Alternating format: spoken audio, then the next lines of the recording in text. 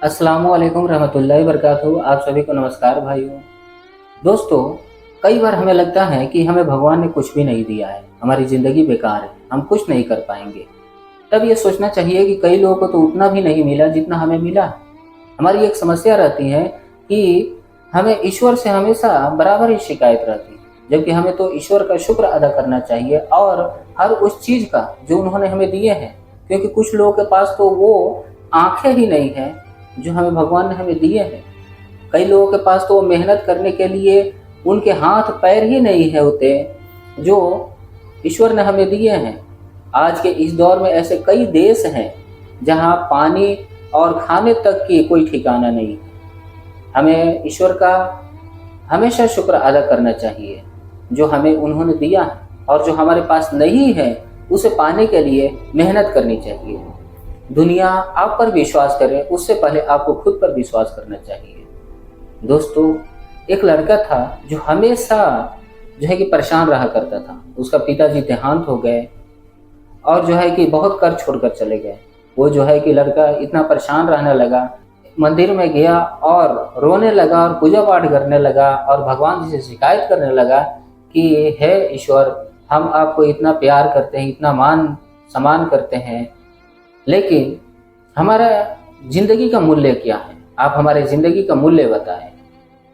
उन्होंने जो है कि उसके विचार से, उसके पूजा अर्चना से, उसके जो है कि पूजा पाठ से खुश हुए और उन्होंने एक लाल पत्थर दिए और बोले कि जाओ इसका ये लाल पत्थर लो और जाओ और इसका मूल्य पता करके आओ कि इसका मूल्य क्या है। उसने जो है कि वो लाल पत्थर लिया और मार्केट में गया और एक सब्जी वाले के पास गया। सब्जी वाले को लाल पत्थर दिखाया और बोला कि इसका कितना मूल्य दोगे? उसने जो है कि बोला, आप 5 केजी आलू ले लो और ये पत्थर मेरे को दे दो। उसने कहा नहीं नहीं, मेरे को बेचना नहीं। उसके बाद से है कि उसने फल वाले के पास गया। उसने जो है कि फल वालों को दिखाया और बोला कि इसका आप कितना मूल्य दोगे? फल वाले ने बोला कि आप 1 दर्जन केला ले लो और ये पत्थर मेरे को दे दो। उसने कहा नहीं नहीं, मेरे को बेचना नहीं है। वो फिर वहां से गया और सुनार के पास गया। सुनार देखा और वो बिल्कुल अचंभित रह गया। सुनार ने कहा कि भाई, ये तुमको मिला कहाँ से? आप ऐसा करो कि आप 1 लाख रुपया ले लो और ये पत्थर मेरे को दे दो। उसने कहा नहीं नहीं, मेरे को बेचना नहीं है। उसने जो है कि बहुत कोशिश किया। तब उसने सोचा कि शायद मेरे को लगता है कि इसका मैं अभी भी सही आदमी के पास नहीं गया। उसने जो है कि हीरे के व्यापारी के पास गया और वो पत्थर दिखाया। हीरे के व्यापारी देखा और बिल्कुल अचंभित रह गया। वो बोला कि भाई, ये तुमको मिला कहाँ से? ये तो बहुत ही बेशकीमती है, इसका कोई मूल्य ही नहीं। ऐसा करो कि ये ब्लैंक चेक लो और जितना पैसा तुमको चाहिए खुद ही डाल लो, लेकिन ये लाल पत्थर जो है, ये पत्थर मेरे को दे दो। उसने कहा नहीं नहीं, ये मेरे को बेचना नहीं है। तब उसने सोचा कि आखिर में ये है क्या, ये पत्थर है क्या? उसने जो है कि दौड़े दौड़े ईश्वर के पास गया, भगवान जी के पास गया और बोला कि हे ईश्वर, ये आखिर में क्या है? इसको जो है कि मैं सब्जी वाले के पास गया, वो 5 केजी आलू दे रहा था। उसके बाद जो है कि फल वाले के पास गया, 1 केजी केला दे रहा था। और उसके बाद से है कि मैं सुनार के पास गया तो वो 1 लाख रुपया दे रहा था, और हीरे वाले के पास गया तो वो बेशकीमती बता रहा है। आखिर में हमारी जिंदगी का मूल्य क्या है? उसने यही कहा कि यही हमारी जिंदगी का मूल्य है कि आप अमूल्य हैं, कोई मूल्य नहीं है। मेरे भाइयों, हम कहीं भी काम करते हैं, किसी भी कंपनी में काम करते हैं, हमारा जो है कि हाथ पाँव, हर एक बॉडी का पार्ट अगर सही सलामत है तो ठीक है। क्योंकि अगर एक हाथ कट जाता है, एक पैर कट जाता है, एक बॉडी का कोई भी पार्ट कट जाता है, तो मार्केट में हर चीज़ का वैल्यू है, हर चीज़ का मूल्य है। आप जो भी खरीदिएगा उसका मूल्य लिखा रहता है।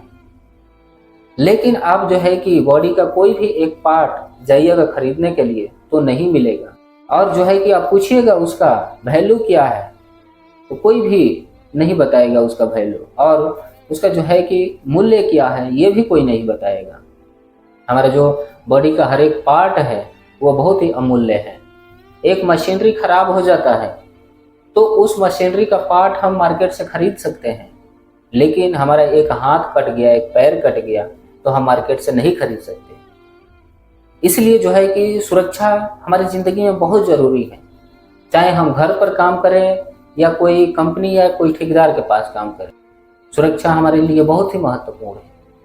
इसलिए मेरे भाइयों, एक घर का मुखिया होता है, जो घर का जो जितना जिम्मेदारियां होता है, जितना दारोमदार होता है, उसके सर पर रहता है, उसके कंधों पर रहता है, और वो घर का मुखिया कहलाता है। क्यों? इसलिए कि उस घर का खर्च जो है, उस घर का जितना भी सभी खर्चा उससे ही चलता है। वो कमाता है तो घर का खर्च चलता है, उसके बाल बच्चे, बीवी, उसके बच्चे सब स्कूल में पढ़ते हैं। तो इसलिए एक जो घर का मुखिया होता है वो अपने आप को बहुत बचा कर रखता है। इसलिए क्योंकि अगर कुछ हो जाएगा तो सिर्फ उसको ही दिक्कत परेशानी नहीं होगा, जो चोट लगेगा, जितना ट्रीटमेंट होगा, जितना दवा खर्च लगेगा, उसको तो उसके खर्च पैसे से जाएगा ही जाएगा, लेकिन उसके साथ साथ उसके घर वाले, उसके बीवी बच्चे सब परेशान रहेंगे। इसलिए जो है कि सुरक्षा हमारी ज़िंदगी में बहुत ही महत्वपूर्ण है। हमें सुरक्षा से हरगिज कभी भी कंप्रोमाइज़ नहीं करनी चाहिए।